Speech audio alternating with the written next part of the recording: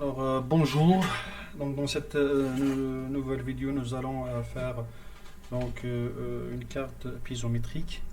Donc, toujours comme la précédente, cette deuxième sera comme support utile pour les étudiants, surtout en génie minier qui font le TP hydrogéologie avec moi, et certainement d'autres étudiants en sciences de la Terre, donc en général. Donc, ce sera un aide-mémoire, donc complété avec celui fait en classe, qui pourra donc bien sûr complété par vos notes personnelles et des exercices qui seront effectués en salle de travaux pratiques. Donc, dans la précédente vidéo, nous avons fait un rappel sur la topographie, les profils topographiques ainsi que la carte topographique et géographique. Donc, dans cette présente, nous abordons la carte piézométrique qui nous permettra bien sûr de comprendre le comportement de la surface de l'eau souterraine. Donc, l'objectif de ce TP est la connaissance des éléments de base ou bien fondamentaux de la carte piézométrique. Mais avant cela, donc certaines définitions sont utiles comprendre, afin de comprendre la suite donc, du TP. Alors d'abord un aquifère. C'est quoi un aquifère? Donc un aquifère c'est un corps, ou bien un corps, donc une couche, un massif, donc euh, des roches, c'est un bloc donc de roches perméables. Donc perméable ça veut dire dont la porosité est utile, ça veut dire l'eau peut passer à travers. Comptant une zone saturée, suffisamment conductrice, ça veut dire saturée, il y a un plein de l'eau, et cette eau qui est minéralisée, elle a cette attitude ou bien conductrice. Donc conductrice d'eau souterraine pour permettre hein, l'écoulement donc significatif que d'une nappe souterraine et le captage donc, de la quantité d'eau appréciable. Un aquifère peut comporter une zone non saturée. Ça veut dire une zone où il n'y a pas d'eau donc gravitaire. Un aquitard, c'est quoi un aquitard? Donc c'est une formation peu perméable. Donc ça veut dire elle a une perméabilité mais elle n'est pas suffisante. Ou ce qu'on appelle aussi semi-perméable. Donc l'eau passe mais d'une manière très lente, dans laquelle l'eau souterraine circule à faible vitesse. Ces formations peuvent assurer la communication entre des aquifères superposés. S'il y a plusieurs aquifères l'un sur l'autre, donc ces formations qui sont donc superperméables bien aquitables peuvent assurer la communication entre ces plusieurs aquifères. Donc par le phénomène, ce qu'on appelle par le phénomène de drainance. Un aquiclude, c'est quoi un aquiclude? Ce sont des formations carrément qui sont imperméables. Donc ils ne produisent pas de l'eau. L'eau ne passe pas à travers. Donc c'est des formations très étanches où l'eau ne circule pas à travers. Et la nappe est tout simplement un ensemble des eaux comprises dans la zone saturée d'un aquifère. Donc la nappe est relative à l'eau comprise dans la zone saturée d'un aquifère, dont toutes les parties sont en liaison hydraulique. Ça veut dire qu'il y a une circulation de l'eau. Alors, les grandes nappes, les grands types de nappes, nous avons le premier type qui est la nappe libre et la nappe captive. Donc la nappe libre, nous avons dit que c'est un ensemble de roches, de formations qui est en contact direct avec l'atmosphère. Ça veut dire l'aquifère lui-même, la roche poreuse ou bien fracturée, elle est en contact directement avec l'atmosphère. Il n'y a pas de couche imperméable au-dessous de la nappe libre. Donc, comme vous voyez dans la figure, donc il y a l'infiltration de l'eau qui est directement dans la zone libre de la nappe. Donc, la première partie, c'est la zone non saturée. Donc, il y a des matériaux plus de l'eau plus de l'air. Et puis, il y a la zone saturée. Cette zone saturée qui est ce qu'on appelle donc la nappe. Donc, il y a de l'eau gravitaire à l'intérieur de cette zone. et sa surface, qui est la surface libre, ou bien ce qu'on appelle la surface piézométrique, et que nous allons voir plus tard, qui est présentée par plusieurs lignes équipotentielles. Donc cette zone saturée, qui est pleine de matériaux, de roches, soit des alluvions, de grès, donc différents matériaux, donc qui représente l'aquifère, et l'eau représente la nappe souterraine. Son substrat, ou bien sa base, c'est une roche imperméable. Donc, c'est cette roche-là qui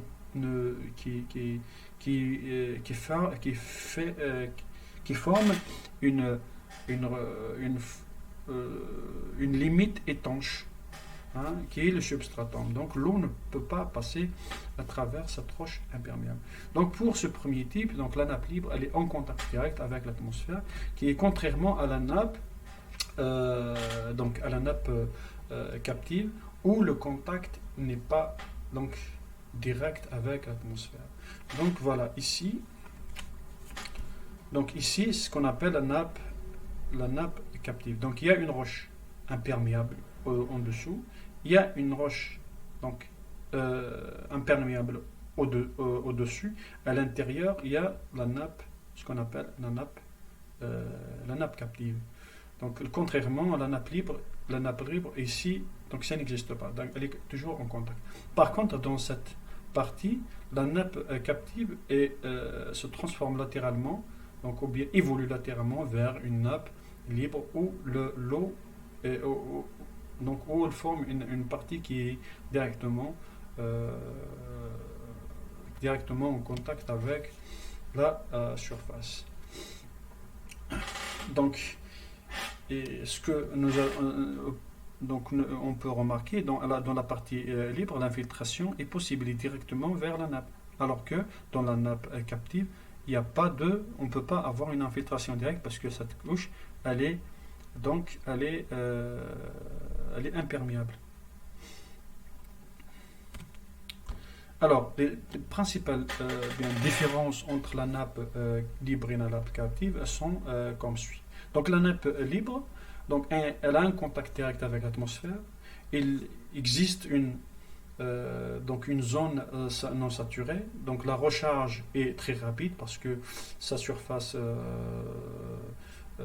supérieure est directement en contact avec l'atmosphère. Donc il y a une infiltration donc, directe. Pas de protection naturelle face aux pollutions. Donc il n'y a pas de couche protectrice en surface parce qu'il n'y a pas de couche imperméable. Donc ici il y a par exemple une pollution superficielle bien ponctuelle, l'eau traverse directement vers la nappe. Et la nappe captive, donc elle n'a pas de contact direct avec l'atmosphère, donc il y a une couche imperméable. Niveau piézométrique, donc il constitue le toit de l'aquifère parce que l'eau entre les deux surfaces imperméable, elle est comprimée. Donc c'est pour ça le niveau piézométrique, des fois, il remonte vers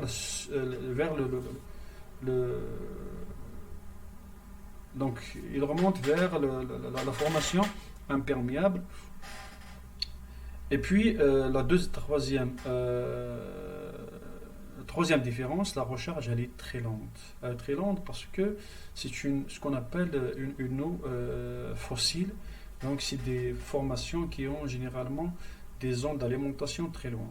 Et l'eau circule généralement d'une manière très très lente. La protection naturelle à la pollution, bien sûr, elle est protégée parce qu'il y a toujours elle n'est pas libre. Donc, il y a une protection en surface. Donc, ce qui est formés par les roches imperméables qui peuvent être des marnes ou bien des argiles. L'eau est généralement fortement minéralisée. Pourquoi fortement minéralisée? Parce que l'eau circule très lentement. Et lorsque l'eau circule très lentement, elle est davantage en contact avec la roche. Donc si elle est davantage avec la roche, ça veut dire qu'elle échange sa minéralisation et elle dissout la roche davantage, bien sûr, avec le CO2 donc ce terrain. Donc elle devient de plus en plus minéralisée. Donc, aussi, quelques définitions sur les bassins versants. Donc, ce que vous voyez ici sur la figure, c'est un bassin versant. Alors, pour comprendre qu'est-ce qu'un un bassin versant, c'est une unité géographique sur laquelle se base l'analyse du cycle hydrologique. Donc, le cycle hydrologique, c'est tout ça. Donc, soit en surface, soit localement sur terrain. Et de ses effets. Donc un bassin versé constitue l'ensemble des territoires donc, drainés par un cours d'eau. Donc vous voyez un cours d'eau principal et c'est des ruisseaux, des rivières, des vallées, ou bien ce qu'on appelle donc des affluents. Donc il y a un cours d'eau principal et ses tributaires, ou bien les affluents. Euh, Lesquels s'écoulent, donc il y a une convergence, convergent vers le même point, ce qu'on appelle l'exutoire. Il a des frontières naturelles qu'on appelle les lignes de partage. Donc ici, c'est des frontières naturelles. Au-delà euh, de, de cette ligne, c'est un autre bassin versant. Donc on appelle les lignes de partage des eaux et qui suivent la crête des montagnes. Donc la crête des montagnes, les crêtes des montagnes constituent la ligne de partage.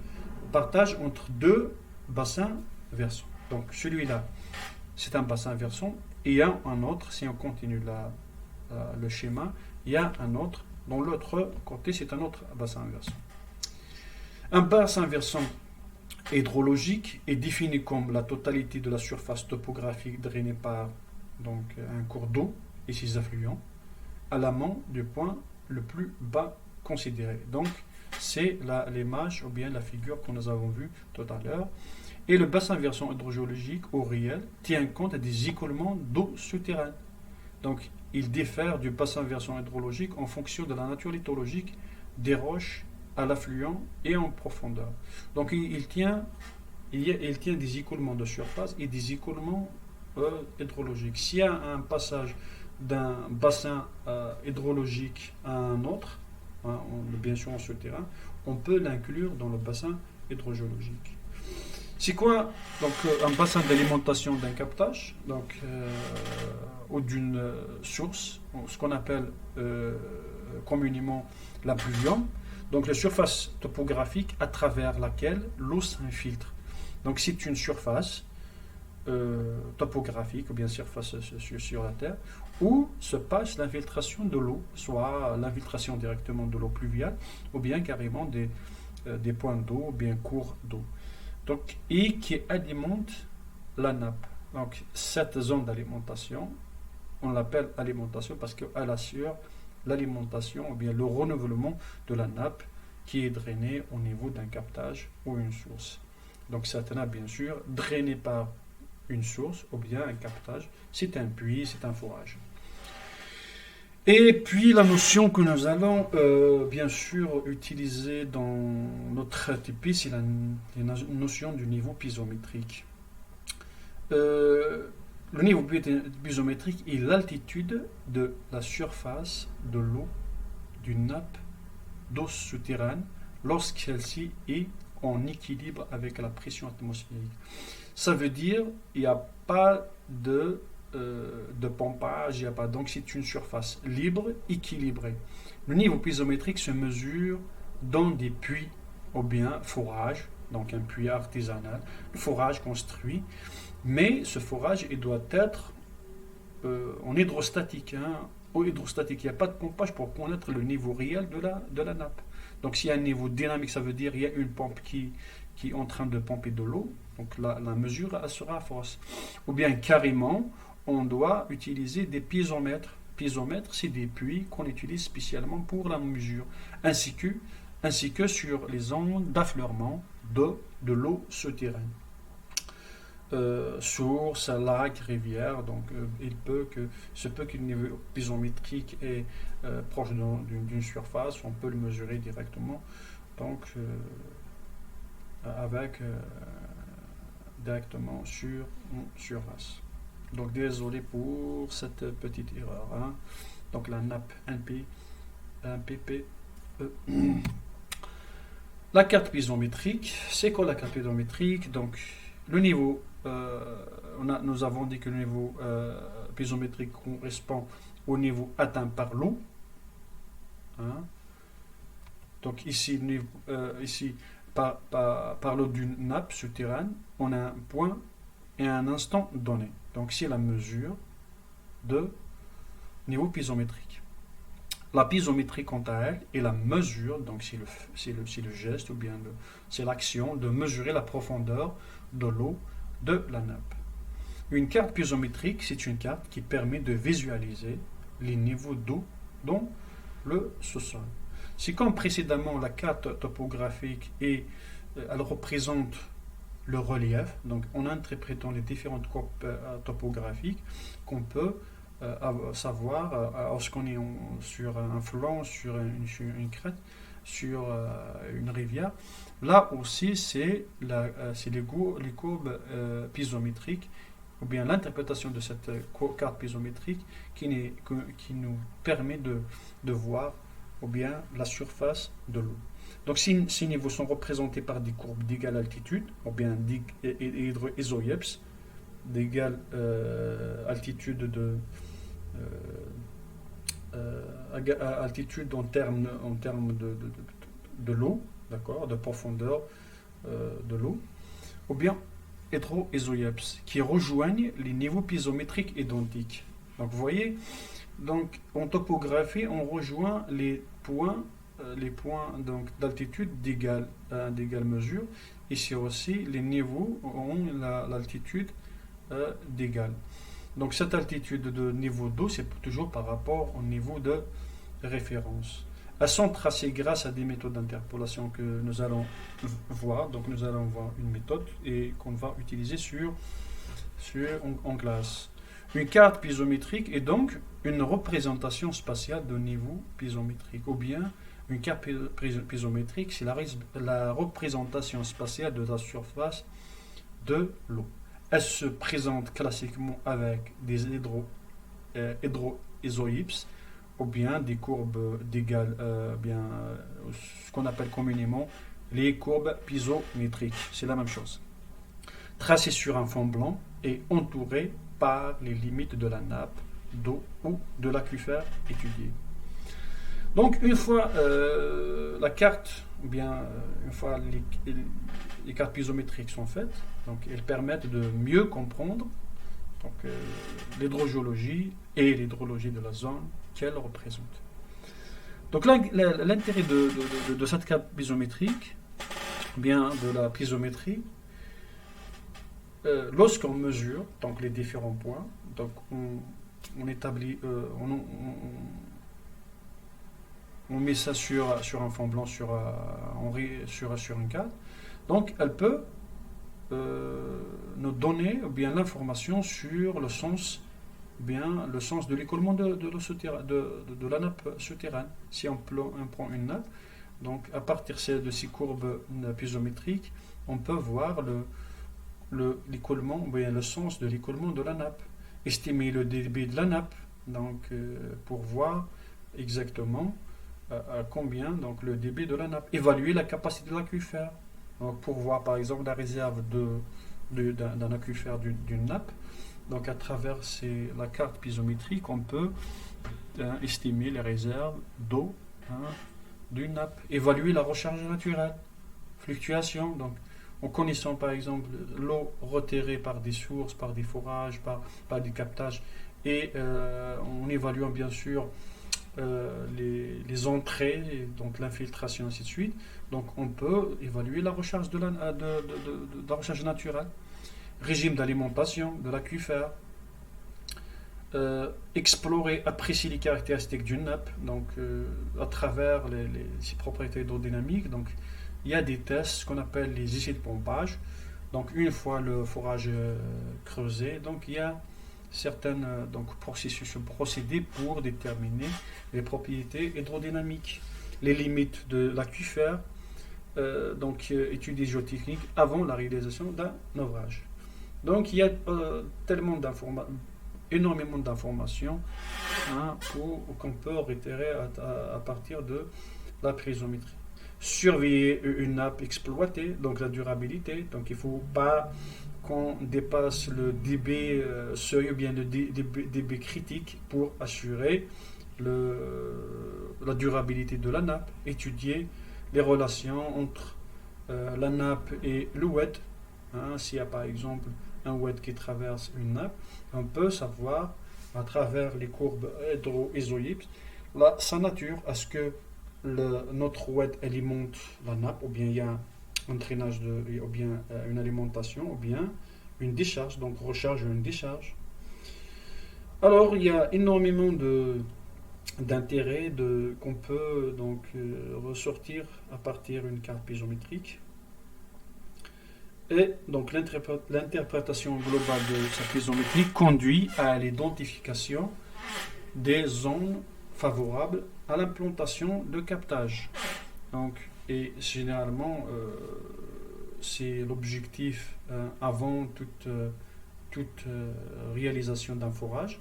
On doit faire une carte piézométrique pour savoir exactement la zone où on peut faire un forage. Donc c'est grâce à la carte, à l'interprétation globale de ces cartes piézométriques, bien sûr, en connaissant les propriétés hydrodynamiques et ainsi de suite. Elle contribue également à la prescription des mesures de protection de la qualité des eaux souterraines, donc pour préserver la qualité de l'eau. Donc cette carte, on peut utiliser la carte pour contribuer à sa protection. Pour l'alimentation humaine, d'une manière générale, leur usage est très vaste. Donc on peut, c'est pour ça qu'on a commencé par la carte topographique, puis la carte piézométrique, pour que tout ingénieur qui peut faire travailler soit dans une mine ou bien dans la construction, soit dans le bâtiment, c'est pas dans le bâtiment, mais dans le domaine géotechnique, dans le domaine de réalisation, il a toujours affaire avec une carte topographique et une carte piézométrique pour savoir le niveau de l'eau, de la nappe. Donc l'usage est très vaste et elles sont utiles à partir du moment où on veut connaître plus précisément le comportement hydrologique ou bien le comportement de l'eau d'un aquifère ou d'une nappe en particulier. Donc elle vise un public très large, donc allant de l'agence de l'eau d'un ingénieur qui veut caractériser donc les détails de son bassin, les détails de la nappe, donc son comportement, jusqu'à l'agriculteur ou bien souhaitant connaître les ressources dont il dispose. Alors, tout ça, donc c'est un petit peu la théorie, où il y a bien une introduction pour la réalisation d'une carte piézométrique. Ce qui nous intéresse dans ce TP. Donc elle repose sur la mesure bien sûr du niveau piézométrique. Donc il faut mesurer, on ne peut pas réaliser une carte piézométrique sans mesurer le niveau de l'eau. Leur report sur la carte topographique en courbe de niveau, donc, et leur interprétation par des courbes hydro-isoellipses. D'abord, le mesure et le report de niveau sur une carte topographique. D'abord, les mesures des profondeurs de la nappe. Donc, en prenant, c'est ça, donc une sonde, on mesure, on descend la sonde jusqu'à le niveau de la nappe. D'accord? Donc, on mesure la profondeur de la nappe. Des mesures de profondeur de la nappe sont effectuées par une sonde électrique. Donc, c'est la partie inférieure, vous voyez, la partie inférieure descend jusqu'à de l'eau. Lorsqu'elle touche l'eau, elle remet un signal sonore, ou bien c'est pas un signal sonore, un signal lumineux au niveau en surface. Et puis, donc cette courbe-là, c'est une courbe graduée pour savoir exactement la profondeur des puits. Ou les piézomètres, donc dans un puits ou bien dans un... Donc on descend cette sonde électrique dans des puits ou des piézomètres dans des conditions de stabilisation de la nappe. Ça veut dire il n'y a pas de pompage. La nappe est bien stable en dehors des périodes de forte pluie. Donc il n'y a pas de pompage en dehors de forte pluie au cours d'une période de la plus courte durée. Donc, qu'est-ce que ça veut dire? Ça veut dire il faut mesurer dans des conditions les plus équilibrées possibles. Il faut éviter les périodes de pompage et il faut éviter les périodes de forte pluie, la saison haute, s'il y a par exemple une crue.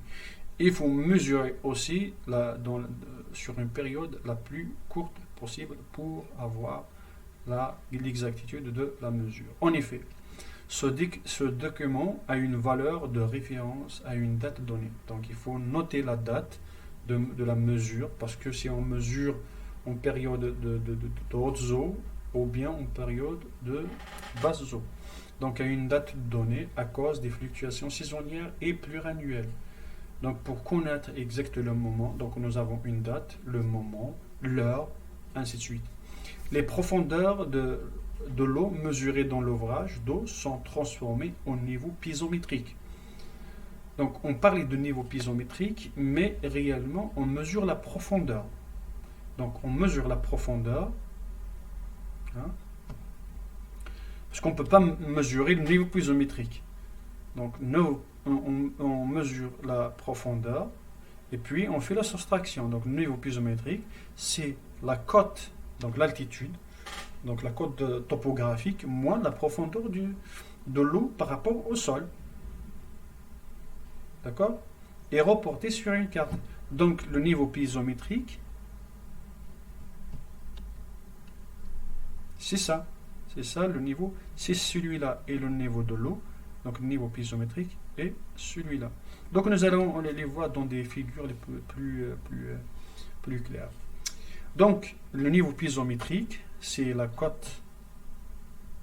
Donc c'est la cote Z, la cote topographique, moins la profondeur de l'eau. La cote topographique, bien sûr, au niveau de l'ouvrage, du sol, moins la profondeur de l'eau par rapport au sol, qui sont reportés bien sûr sur une carte topographique à une échelle appropriée. Plus la densité des points est importante, ça veut dire plus il y a de mesures, plus il y a plus d'ouvrage, plus de forage, plus de puits, plus l'échelle est grande et inversement.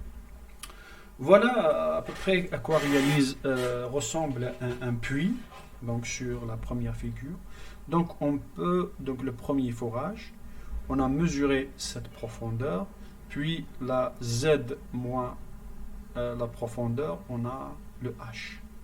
H qui est le niveau piézométrique par rapport au niveau 0. Donc ici, la réalisation d'un second forage, donc nous avons le premier forage, juste à côté, quelques mètres, quelques kilomètres. Donc toujours sur la même nappe, on mesure le deuxième. Donc le niveau piézométrique ici c'est 94 mètres par rapport à la référence, ici 92 mètres par rapport à la référence. Donc l'eau circule de ce côté-là. Donc vous voyez de 94 à 92. Voilà à peu près sur la carte.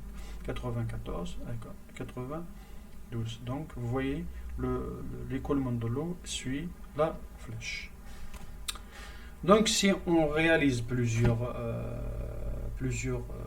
points d'observation, donc les puits de forage piézomètre, mais il faut mettre en tête qu'on mesure sur la même nappe, le même aquifère. Il faut s'assurer, parce qu'on ne peut pas avoir une carte piézométrique qui rassemble deux aquifères. Ce sont deux compartiments différents, ce sont deux aquifères différents.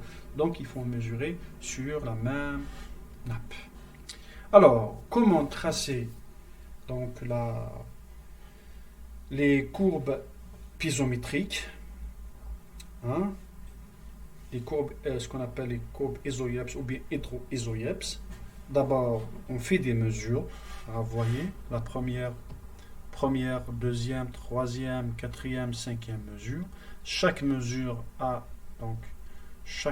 un niveau piézométrique. Ça veut dire ici, on connaît la topographie, on soustrait la profondeur et on a la piézométrie. Ainsi de suite, c'est la même chose pour les autres. Donc, pour tracer les courbes piézométriques ou hétéro-isoieps, on utilise la méthode graphique d'interpolation du triangle, ou bien ce qu'on appelle la méthode de triangulation. Les données sont groupées par 3 au sommet, ça veut dire, d'une manière très simple, de manière très simple, on dessine des triangles, voilà, des triangles entre deux points. Des triangles entre points, donc ce qu'on appelle la méthode de triangulation, ou bien la méthode par, par triangle, et joint par des segments de droite. Vous voyez? Et puis les joindre par des segments de droite, une droite. Les courbes sont obtenues en joignant par des segments de droite les points d'égal niveau isoïpse. Ça veut dire, lorsque on rejoint les points de droite, d'abord en connaissant l'équidistance, on va mettre ici par exemple avec la règle à combien, donc on mesure donc combien de centimètres entre 96 par exemple et 104, et on détermine ici 100, et puis ici c'est la même chose, et puis on va relier entre les courbes. Donc je vais vous donner un exemple très facile à le faire. Donc il faut savoir juste ici que la méthode, et on utilise la méthode ici, la méthode de triangulation, donc qui est en dessinant des triangles bien sûr on les joint avec des segments de droite. Donc chaque côté de triangle est divisé en segments proportionnels. Les courbes isoïepses sont obtenues en joignant par des segments de droite les points d'égal niveau isoïepse.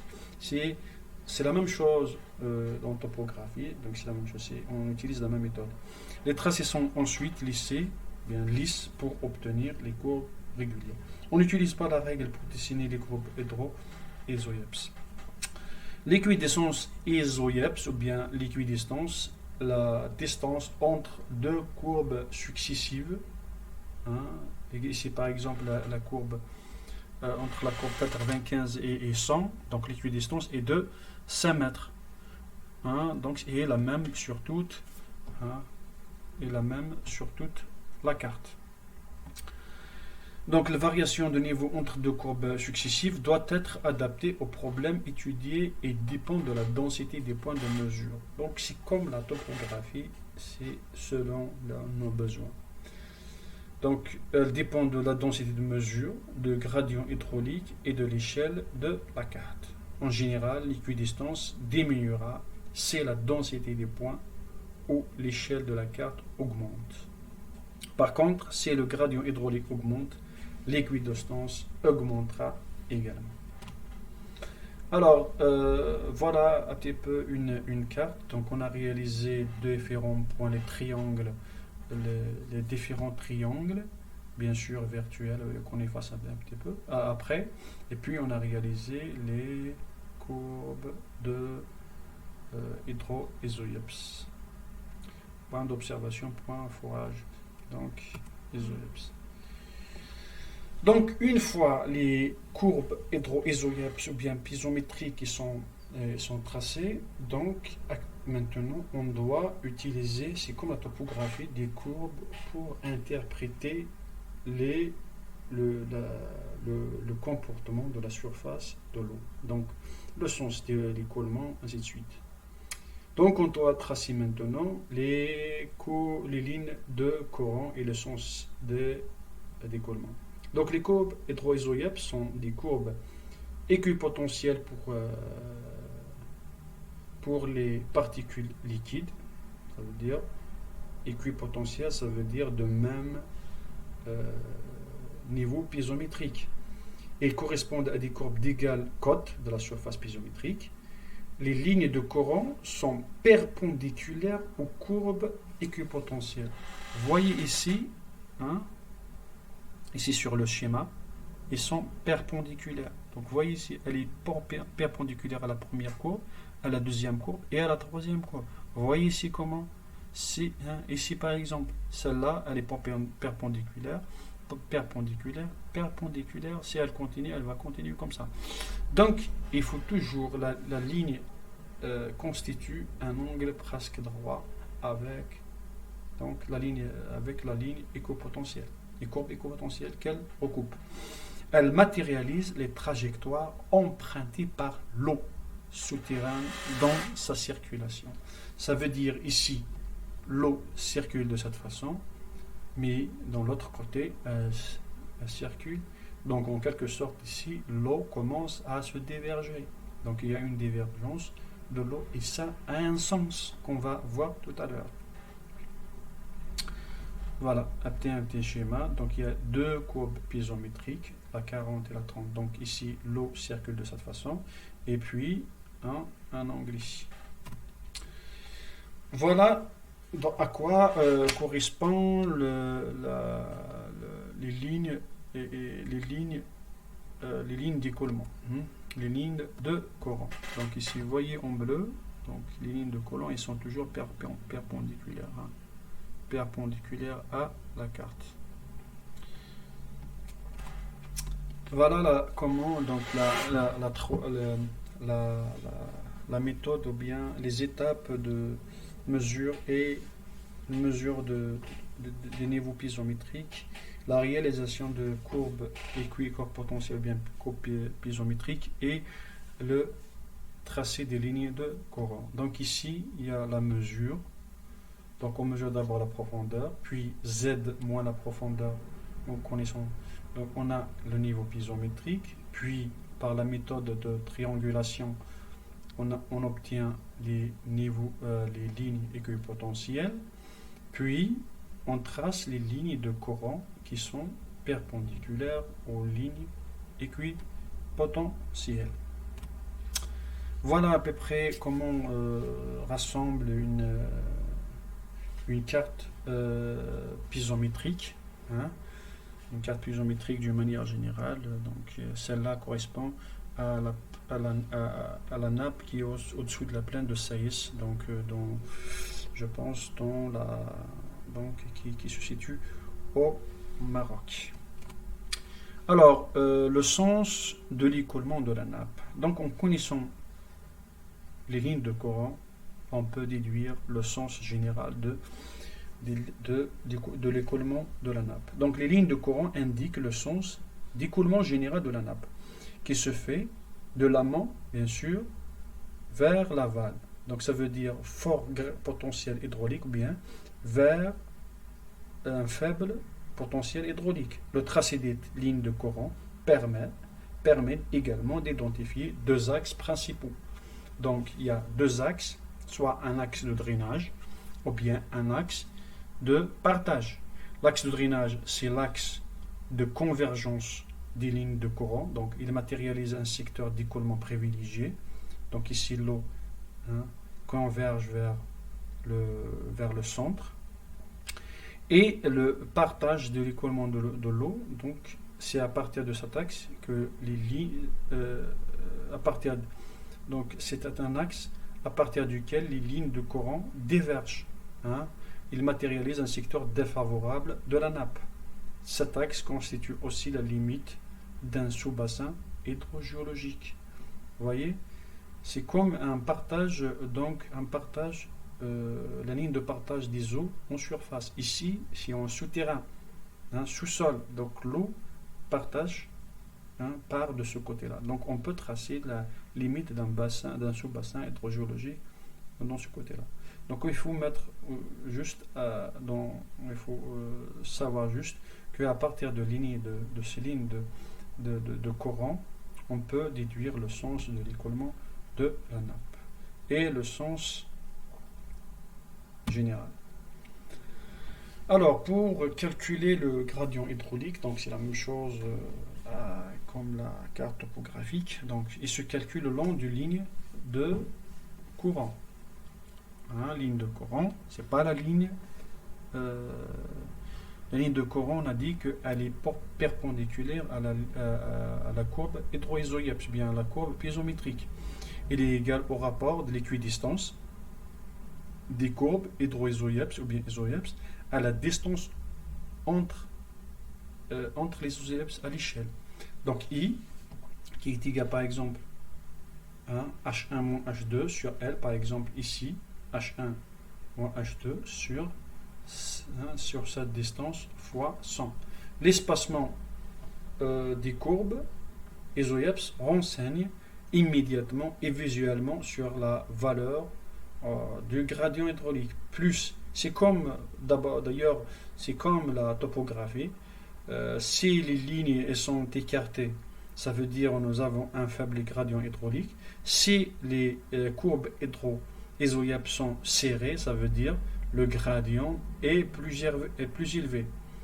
Donc, d'après la loi de Darcy, que vous allez voir dans le cours, donc le dB, c'est la transmissivité fois le gradient fois la L. Le gradient hydraulique est inversement proportionnel à la transmissivité de la nappe. Donc les secteurs de faible gradient hydraulique sur une carte piézométrique sont les plus intéressants sur le plan de productivité. Ça veut dire c'est qui se rapproche d'une surface plane. C'est ici qu'on peut retirer de l'eau, qu'on peut réaliser un forage. Et par conséquent, plus favorable pour l'alimentation d'un ouvrage d'exploitation. Donc, nous avons vu les lignes de Coran, le sens de l'écoulement, maintenant les conditions aux limites. Qu'est-ce que ça veut dire les conditions limites? Donc, nous allons voir tout à l'heure avec ces schémas. Donc, l'analyse de l'allure de courbe est piézométrique. Donc, je vous ai dit, on n'a pas, c'est comme la topographie. Le seul moyen pour interpréter, c'est l'allure, bien l'attitude de ces courbes piézométriques qu'on interprète pour déterminer à ce que les conditions relatives à la géologie. Donc l'analyse des courbes piézométriques et des conditions géologiques locales permet d'identifier les zones d'alimentation. Ça veut dire, je vous ai dit géologique, ça veut dire est-ce qu'on a en face d'une zone qui alimente la nappe. Ça veut dire peut-être une zone fracturée, une zone poreuse ou bien perméable, ou carrément une zone étanche et des drainages de la nappe. Ainsi, si les isoyables sont les courbes piézométriques ou bien les courbes piézométriques hydroisoyables sont perpendiculaires aux limites de l'aquifère, elles identifient une limite étanche. Donc vous voyez ici. La limite étanche. Donc nous avons les lignes hydro-isoyables qui sont perpendiculaires à la limite de l'aquifère. Donc il y a cette limite de l'aquifère, donc ils sont perpendiculaires. Donc il n'y a pas de contact entre cette région et cette région. Donc elle est étanche. Vous voyez les lignes de Coran. Les lignes de Coran, ils sont parallèles. Et contrairement, si les courbes hydro-isoyables ils sont parallèles, ils sont parallèles ou bien obliques au l'aquifère, ça veut dire on a une zone soit d'alimentation, donc selon les lignes de Coran. Par exemple, ici les lignes de Coran ils sont de ce côté-là, ça veut dire cette partie alimente la nappe. Et contrairement, si les lignes de Coran sont de côté-là, donc nous avons une limite ou bien de drainage de la nappe, de décharge. D'accord? Donc il faut retenir juste si les courbes de niveau, les courbes piézométriques qui sont parallèles, il y a une relation, limite d'alimentation ou de décharge. Si la limite, donc si les courbes hydro-isoyables sont donc perpendiculaires, donc il n'y a pas de relation. Il y a une autre aussi, donc les limites. Donc si les courbes hydro-isoyables sont bien ou bien ce qu'on appelle concentriques. Elles identifient donc selon le sens de l'écoulement, toujours. Si le sens de l'écoulement, vous voyez ici, donc vous voyez les courbes hydro-isoyables, ils sont concentriques. Vous voyez le sens de l'écoulement de ce côté-là, ça veut dire il y a un dôme, ce qu'on appelle une alimentation, un cas de recharge localisé. Peut-être ici en surface, il y a une alimentation de la nappe, c'est pour ça le niveau piézométrique est surélevé, constitue une colline, en sorte de colline souterraine. Donc il y a une alimentation ici, quelque part. Par contre, si donc les courbes sont concentriques et les lignes de Coran vers le centre, ça veut dire qu'il y a une dépression. Ça veut dire l'eau est drainée localement par une formation qui est généralement par un calcaire. Mais il y a une fissure, donc l'eau, hein, l'eau circule à travers ce substratum pour aller peut-être à une nappe inférieure ou carrément sortir de. Voilà le résumé des diverses configurations de l'écoulement.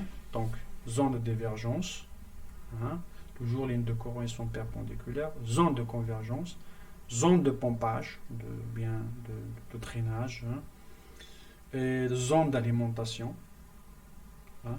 Vous voyez, les lignes troïsoïeps sont parallèles et ici ils sont perpendiculaires, donc une barrière imperméable. Relation hydraulique entre la nappe et une rivière.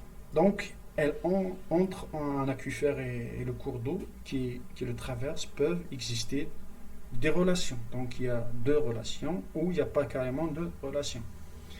La première relation, soit le drainage ou la deuxième relation, l'alimentation de la nappe par le cours d'eau. Le drainage donc est toujours selon, je vous ai dit, selon l'attitude des courbes de niveau avec le wet. Et donc ça c'est un wet et ça c'est les lignes de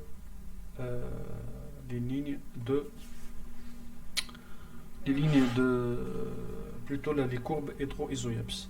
Donc le drainage de la nappe par un cours d'eau est fréquent en période d'étiage. Les eaux de la nappe s'écoulent vers le cours d'eau. Donc c'est dans ce cas-là. Donc vers le cours d'eau et sortent au niveau des sources situées dans son lit. La surface piezométrique de la nappe se situe à une cote supérieure à celle du cours d'eau.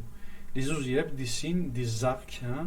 Donc, vous voyez, ici, c'est un arc de cercle à concavité orientée vers l'aval hydraulique de la nappe. Donc, vous voyez la concavité qui est. Hein. Les lignes de courant convergent vers le cours d'eau. Donc, si vous voyez une carte, donc des courbes ou bien des lignes hydro-isoïeps de cette sorte, et vous voyez des lignes de courant qui convergent vers le wet, ça veut dire ici c'est la nappe qui alimente le wet. Et contrairement, si vous voyez donc un écoulement, donc un wet, et puis des lignes hydro-isoïeps, si vous voyez une divergence des lignes de courant, dans ce cas-là, c'est le wet qui alimente la nappe. Donc le cours d'eau peut à son tour alimenter la nappe pendant la période de crue. Dans ce cas, les lignes de courant divergent de la rivière vers la nappe. Et la concavité des isoïeps est orientée vers l'amont hydraulique de la nappe.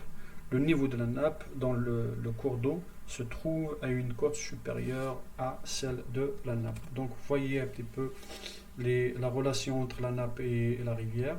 La nappe est drainée par la rivière dans ce côté-là. Hein, donc ça veut dire que ici la nappe est drainée. Ça veut dire c'est la nappe qui alimente la nappe. Donc vous voyez ici, je dessine des lignes.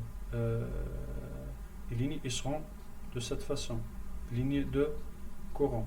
Donc vous voyez, là, il y a une rivière. Ici, le niveau piezométrique, il dépasse la rivière. Ici, il y a de l'infiltration. Donc, il dépasse la rivière. Il y a une limite. Donc, il n'y a pas de formation imperméable. Donc, c'est une nappe libre. Il y a carrément donc, un drainage, ce qu'on appelle un drainage de la nappe. Dans le cas où le wet donc en crue donc alimente la nappe, donc vous voyez ici le niveau piezométrique est en dessous du niveau de le wet. Ici c'est le wet qui alimente la nappe. Vous voyez ici je dessine des lignes piezométriques, je les dessine de cette façon. Plutôt des lignes de courant, je les dessine de cette façon. Donc dans ce cas-là, c'est le wet qui alimente la nappe. Voilà de plusieurs, bien deux différentes,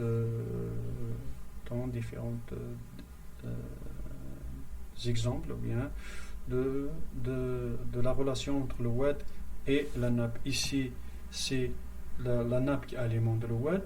Ici, c'est le contraire. C'est le wet qui alimente la nappe. Vous voyez?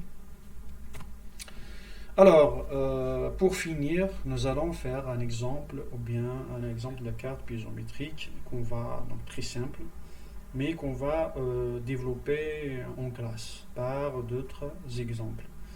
Alors, durant une campagne piézométrique, un inventaire de puits. Hein, lorsqu'on fait une campagne piézométrique, on fait un inventaire de puits. Hein, on fait des mesures. Donc un inventaire de puits a été réalisé en utilisant leurs coordonnées de localisation. Donc en connaissant bien sûr x, y et l'altitude et z. Et leur niveau piézométrique statique. Hein. Le niveau piézométrique, ça veut dire on a déjà mesuré les profondeurs et puis avec z moins le niveau piézométrique, plutôt moins la profondeur, on peut avoir le niveau piézométrique.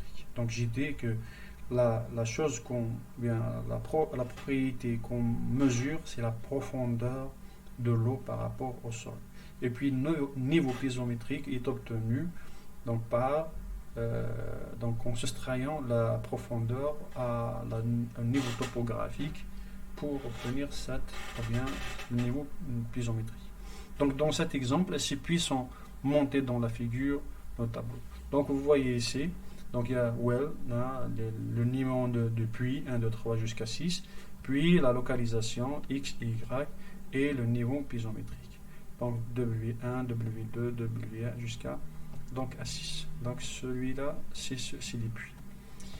Donc ici, qu'est-ce qu'on doit faire pour réaliser la carte piézométrique, hein, la carte de la surface piézométrique de ce bassin versant.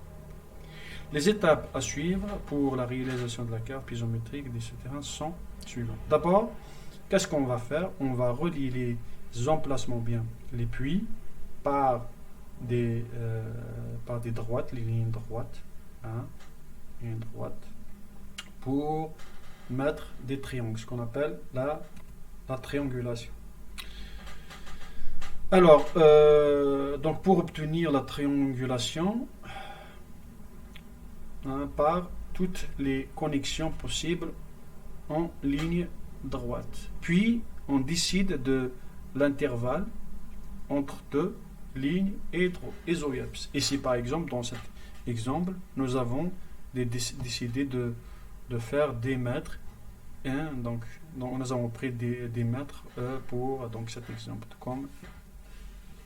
Donc, on va faire une interpolation linéaire entre entre deux puits voisins pour trouver les lignes équipotentielles. Donc vous voyez, on commence, donc on a réalisé les triangles sur une feuille, puis on a choisi l'équidistance de 5 mètres, puis par règle on peut donc mesurer par centimètre combien ici par exemple, ici, hein, et puis on peut déduire les 10 mètres, ainsi de suite. Ici, donc c'est un travail fastidieux qui a besoin de temps, mais c'est très facile. Donc ici, donc 298,7 et 312. Donc les deux courbes qui passent, c'est la 310 et la 300. Entre 298 et 252, si je prends 10 mètres, hein, d'équidistance, donc il y a la 60, la 70, la 80, la 90 et donc la 90. Donc on continue ainsi jusqu'à obtenir. Donc il donne l'impression que la ligne équipotentielle maximale, donc à partir de cet exemple, donc 300, et le minimum c'est 260 avec des lignes intermédiaires ou bien équipotentielles intermédiaires de 270, 280, 90. Donc une fois les interpolations sont terminées, reliez les points piézométriques égaux et le long des courbes lisses comme dans l'exemple ci-dessous. Donc voilà. Voilà, donc la première des choses, c'est on met les mesures au niveau piézométrique, puis on relie les points par des lignes droites, donc avec la triangulation, ça veut dire mettre avec le puits voisin bien sûr, hein, donc des triangulations, puis avec une règle un peu, donc en connaissant bien sûr l'équidistance, en décidant de l'avance de l'équidistance, parce que chacun selon ses besoins, décidant l'équidistance, et puis on relie les points de même valeur pour déterminer, pour faire les courbes d'équipotentiel. Puis, une fois, donc, en connaissant donc, une fois on a dessiné la carte équipotentielle, on peut donc dessiner les lignes de courant, de voir le sens de l'écoulement. Si un WED qui passe par la carte, on peut savoir, donc, par la méthode qu'on a expliquée tout à l'heure, est-ce que la nappe qui alimente le WED ou bien la nappe ou bien le WED qui alimente la nappe, où il n'y a pas carrément de relation. Donc, je vous donne cet exemple à réaliser chez vous. Donc, d'abord, tracer la carte piézométrique à l'aide des relevés niveau piézométrique qui sont sur la carte. Montrer que la nappe et la rivière sont en relation. Donc, s'il n'y a pas de relation, il faut dire qu'il n'y a pas de relation. Attention, tracez uniquement la carte dans le domaine où vous pouvez interpoler. Donc, on ne peut pas dessiner où on ne voit pas de mesure. Donc, n'extrapolez pas. Dessinez quelques lignes de courant et voir le sens général de la nappe. Et je vous remercie.